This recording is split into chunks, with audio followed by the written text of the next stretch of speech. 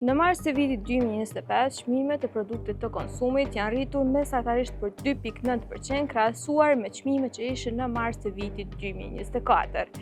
Jo rastësisht, prapa krahëve të mi po shehin produkte të ndryshme të kafes e çmimet e kafes, çajit dhe kakaos janë rritur mesatarisht 17.1%. Çmimi i perimeve është rritur për 8.7%, ndërkaq i pemëve për 6.7%. Po ashtu edhe produktet për mirëmbajtjen e makinave, pra produktet që përdoren për mirëmbajtje kryesisht janë rritur për 7.6%.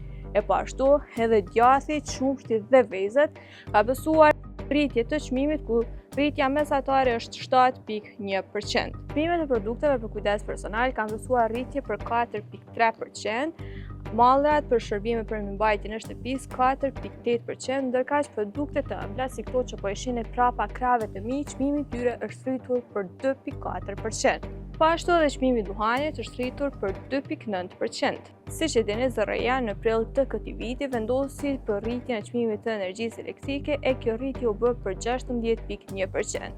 Por raportohet se kjo rritje do të ndikojë edhe në rritjen e çmimit të bukës, se sipas tregtarëve, aktualisht çmimi i bukës është 50 cent, ndërkaq në vitin e kaluar, në mars të vitit të kaluar, pra para një viti, ishte 40 cent, e sipas tyre këto çmime do të shkojnë deri në 80 cent si shkak i rritjes së çmimit të energjisë elektrike. Për shembull, një vit më parë këto produkte kushtonin 40 cent, ndërkaq tash kushtojnë 60 cent. Po ashtu edhe ky lloj çokoladave para një viti kushtonte 40 cent, ndërsa tani kushton 70 cent. E po ashtu edhe çajrat një vit më parë kushtonin rreth 35 cent, ndërkaq tani kushton rreth 70 cent.